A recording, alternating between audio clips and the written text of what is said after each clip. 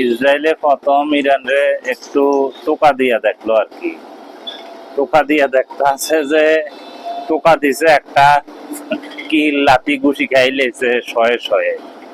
তো দেন সহ্য করতে পারতেছে না বাবুরে।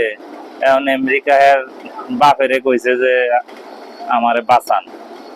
তো আমেরিকা মনে করছে যে একটা গোল্লা উঠাইয়া ইরান রে কিনা না কয় দমাই লেব।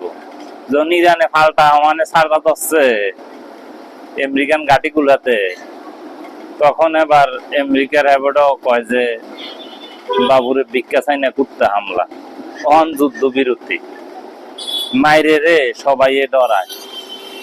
আর ইরান হইছে এক ধরনের ক্ষুধার্ত টাইগার, সামনে যারে খাইবো তারে খাইবো।